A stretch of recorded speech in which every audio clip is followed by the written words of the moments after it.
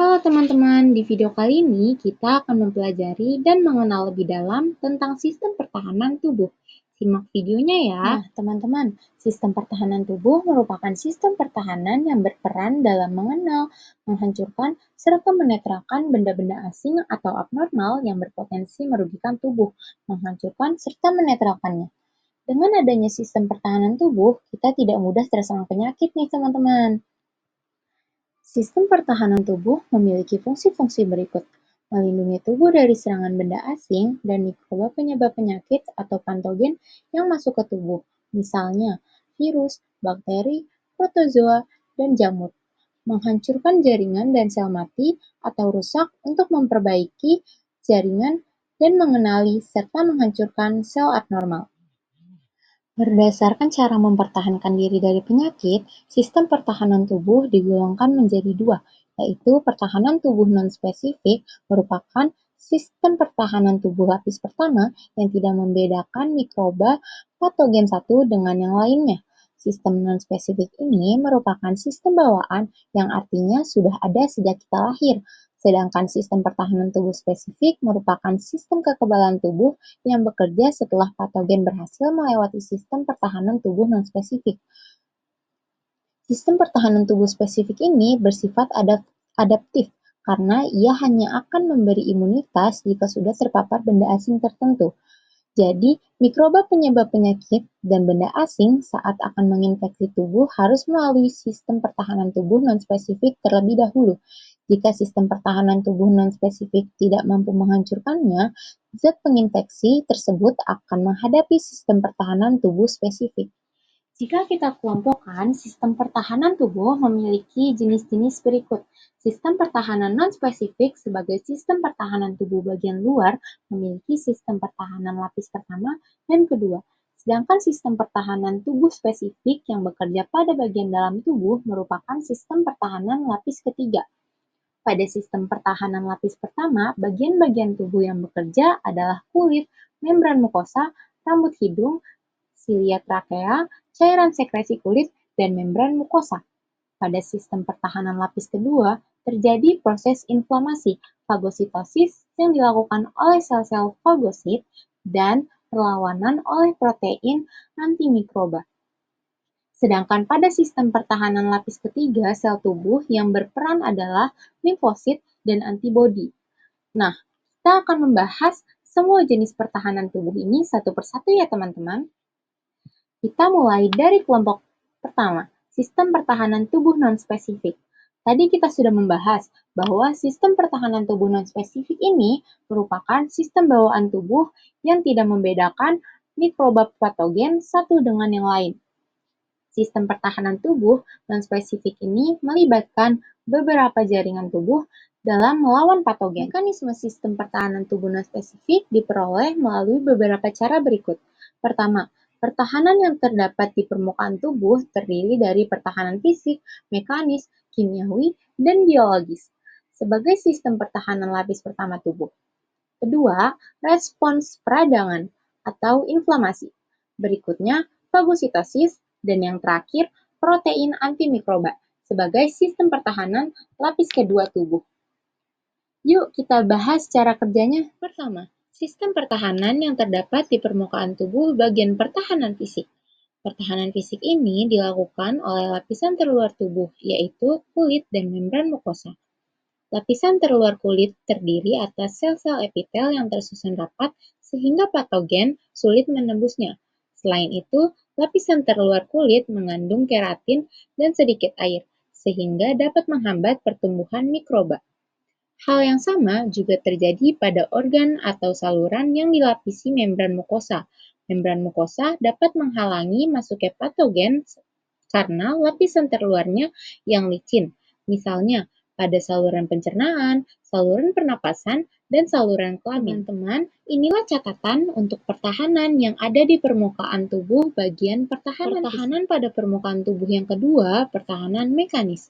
Pertahanan tubuh secara mekanis dilakukan oleh rambut, hidung, dan silia pada trakea. Rambut hidung berfungsi untuk menyaring udara yang dihirup dari partikel-partikel berbahaya maupun mikroba. Adapun silia yang terdapat pada trakea berfungsi menyapu partikel-partikel berbahaya yang tertangkap dalam lendir agar dapat dikeluarkan dari tubuh. Inilah catatan untuk pertahanan yang ada di permukaan tubuh bagian pertahanan mekanis. Pertahanan pada permukaan tubuh selanjutnya, pertahanan kimiawi. Pertahanan tubuh secara kimiawi dilakukan oleh sekret yang dihasilkan kulit dan membran mukosa. Sekret tersebut mengandung zat-zat kimia yang dapat menghambat pertumbuhan mikroba. Contohnya pada minyak dan keringat. Kedua sekret tersebut memberikan suasana asam dengan pH 3-5, sehingga mencegah mikroorganisme di kulit. Membran mukosa juga menghasilkan sekret yang disebut mukus. Adapun air liur dan saliva, air mata, dan mukus mengandung enzim lisozim yang dapat membunuh bakteri. Enzim tersebut hidrolisis dinding sel bakteri sehingga pecah dan mati. Inilah catatan untuk pertahanan yang ada di permukaan tubuh bagian pertahanan kimia. Dan pertahanan pada permukaan tubuh yang terakhir adalah pertahanan biologis. Pertahanan tubuh secara biologis dilakukan oleh populasi bakteri tidak berbahaya yang hidup di kulit dan membran mukosa. Bakteri-bakteri tersebut melindungi tubuh dengan cara berkompetensi dengan bakteri patogen dalam memperoleh nutrisi. Dan pertahanan pada permukaan tubuh yang terakhir adalah pertahanan biologis. Inilah catatan untuk pertahanan yang ada di permukaan tubuh bagian pertahanan biologis. Teman-teman bisa memahaminya ya. Jenis pertahanan tubuh dan spesifik kedua adalah respon peradangan atau inflamasi. Inflamasi merupakan respon tubuh terhadap kerusakan jaringan, misal akibat tergores atau benturan keras. Proses inflamasi merupakan kumpulan dari 4 gejala sekaligus, yaitu dolor atau nyeri, rubar atau kemerahan, kalar panas, tumor, bengkak. Inflamasi mencegah infeksi penyebar ke jaringan lain, serta mempercepat proses penyembuhan reaksi tersebut. Juga berguna sebagai sinyal adanya bahaya dan sebagai perintah agar sel darah putih melakukan fagositosis. Mekanisme pertahanan tubuh melalui inflamasi terjadi dengan tahapan berikut. Pertama, jaringan mengalami luka, adanya kerusakan jaringan mengakibatkan patogen mampu melewati pertahanan tubuh untuk menginfeksi sel-sel tubuh. Jaringan yang terinfeksi akan merangsang mastosit mengeluarkan histamin dan prostaglandin, terjadinya pelebaran pembuluh darah, mengakibatkan peningkatan kecepatan aliran darah, sehingga permeabilitas pembuluh darah juga meningkat.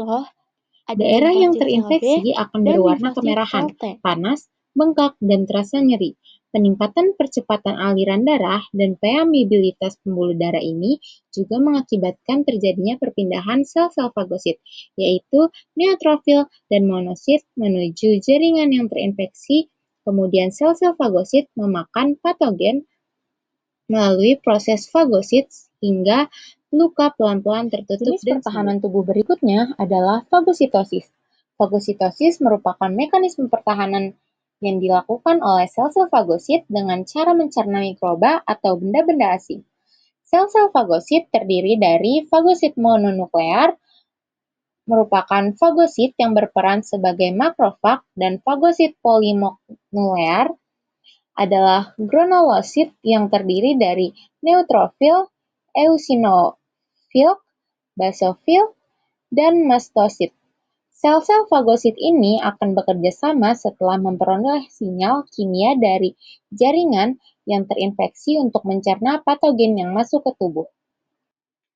Jenis pertahanan tubuh non-spesifik berikutnya adalah protein antimikroba.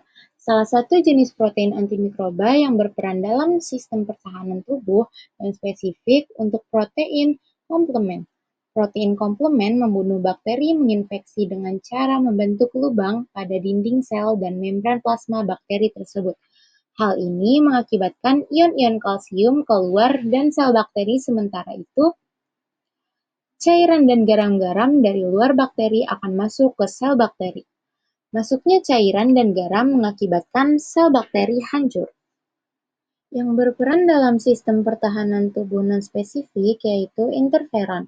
Interferon yaitu protein antivirus yang berfungsi menghalangi multiplikasi virus. Interferon dihasilkan oleh sel-sel yang terinfeksi oleh virus.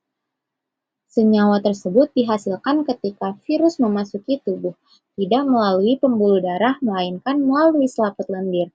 Selanjutnya, interferon akan berkaitan dengan sel-sel yang tidak terinfeksi.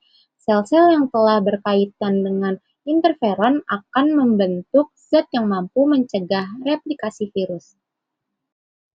Oke teman-teman, tadi kan kita sudah membahas mekanisme pertahanan tubuh non-spesifik. Sekarang aku akan menjelaskan tentang mekanisme pertahanan tubuh spesifik. Apa sih pertahanan tubuh spesifik itu? Pertahanan tubuh spesifik adalah sistem kekebalan tubuh yang bekerja melawan sistem patogen berhasil melewati sistem pertahanan tubuh non-spesifik. Sistem pertahanan tubuh spesifik biasa disebut dengan sistem kekebalan tubuh atau sistem imun. Sistem kekebalan ini terbentuk karena adanya peran antigen dan antibodi. Sebelum kita melanjutkan materi, teman-teman harus tahu dulu ya, apa itu patogen, antigen, dan antibodi. Patogen merupakan agen penginfeksi yang dapat menyebabkan penyakit. Contohnya seperti virus, bakteri, dan jamur. Antigen merupakan molekul asing yang dapat dikenali sistem imun. Sedangkan antibodi merupakan protein spesifik yang dihasilkan sistem imun untuk melawan antigen. Sistem pertahanan tubuh spesifik dilakukan oleh antibodi yang dibentuk oleh limfosit karena adanya antigen yang masuk ke tubuh. Jadi, dua komponen yang berperan dalam sistem pertahanan tubuh spesifik ini adalah limfosit dan antibodi.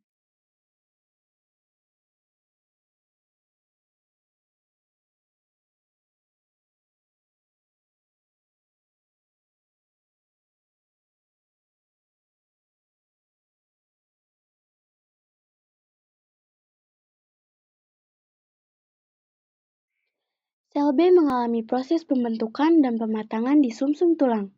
Aktivasi sel B menghasilkan sel B memori dan sel B plasma yang akan menghasilkan antibodi. Sehingga kekebalan yang dihasilkan sel B disebut dengan kekebalan jenis-jenis sel B dibagi menjadi 3 macam. Yang pertama, sel plasma B yang berfungsi membentuk antibodi. Yang kedua, sel B pengingat yang berfungsi mengingat antigen yang pernah masuk ke tubuh, serta menstimulasi pembentukan sel B plasma jika terjadi infeksi kedua. Yang ketiga, sel B pembelah yang berfungsi membentuk sel B plasma dan sel B pengingat.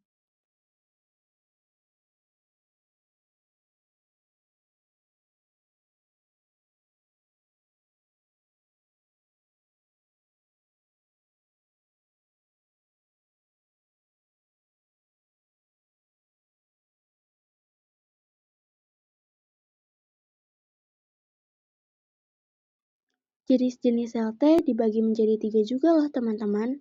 Yang pertama, sel T pembunuh, berfungsi menyerang patogen yang masuk ke tubuh, sel tubuh terinfeksi, serta sel kanker secara langsung. Yang kedua, sel T pembantu, berfungsi menstimulasi pembentukan jenis sel T lainnya dan sel B plasma, serta mengaktifasi makrofag untuk melakukan fagositosis. Yang terakhir, ada sel T suppressor, berfungsi menurunkan dan menghentikan respon imun dengan cara menurunkan produksi antibodi dan mengurangi aktivasi sel T. Aku akan menjelaskan tentang antibodi atau imunoglobulin. Disebut imunoglobulin karena berfungsi melindungi tubuh melalui proses kekebalan atau imun. Antibodi akan dibentuk oleh tubuh ketika ada antigen yang masuk ke tubuh. Untuk selanjutnya, terjadi aktivasi sel B menghasilkan sel B memori dan sel B plasma. Sel B plasma yang akan menghasilkan antibodi. Antibodi bekerja dengan cara mengikat antigen. Antigen yang sudah diikat akan ditangkap oleh makrofag hingga Ada antigen 4 cara hancur. kerja antibodi nih teman-teman. Yang pertama, ada netralisasi atau penempelan. Cara kerja ini, antibodi menghalangi tempat pengikatan virus dan membungkus bakteri. Yang kedua, ada aglutinasi atau penggumpalan. Cara kerja ini, antibodi menggumpalkan partikel yang mengandung antigen seperti mikroba. Yang ketiga, ada presipitasi atau pengendapan. Cara kerja ini, antibodi mengendapkan antigen yang dapat larut. Kemudian, yang terakhir ada fraksi komplement. Saat infeksi, protein komplement akan diaktifkan, memicu protein-protein berikutnya. Hasilnya adalah virus dan sel-sel patogen mengalami sebagai protein imunoglobulin antibodi dapat dibedakan menjadi 5 tipe, yaitu IgG, terdapat pada janin atau plasenta ibu hamil, memiliki jumlah paling banyak 80%. Jumlahnya akan lebih besar setelah infeksi pertama. Kemudian ada IgA, bertugas melawan mikroorganisme terdapat pada luar tubuh, contohnya seperti air mata, keringat, ASI, dan ludah. Selanjutnya ada IgM, antibodi pertama yang di lokasi infeksi menetap di pembuluh darah. Selanjutnya ada IgD, membantu memicu respon imunitas, jumlahnya lebih sedikit. Yang terakhir ada IgE, menyebabkan pelepasan histamin dan respon kekebalan tubuh terhadap antigen dibagi menjadi dua, humoral dan seluler. Humoral merupakan aktivitas sel B dan antibodi yang beredar dalam cairan darah dan limfa. Sedangkan seluler melibatkan sel T yang bertugas menyerang sel-sel asing dengan menghasilkan sel T penolong dan sel T pembunuh. Kita pelajari jenis-jenis imunitas yuk teman-teman. Jenis-jenis imunitas juga dibagi menjadi dua loh. Yang pertama ada kekebalan aktif dan yang kedua ada kekebalan pasif. Aku akan menjelaskan tentang kekebalan aktif. Kekebalan aktif diperoleh akibat kontak langsung dengan patogen sehingga tubuh mampu memproduksi antibodi sendiri. Sedangkan kekebalan pasif diperoleh setelah tubuh menerima antibodi dari luar atau antibodi satu individu dipindahkan ke individu kekebalan aktif dibagi menjadi dua, yaitu kekebalan aktif alami dan kekebalan aktif buatan. Pada kekebalan aktif alami, antibodi dibuat setelah terpapar infeksi. Sedangkan pada kekebalan aktif buatan, antibodi dibuat setelah mendapat vaksinasi. Kemudian, pada imunitas kekebalan pasif juga dibagi menjadi dua, yaitu alami dan buatan.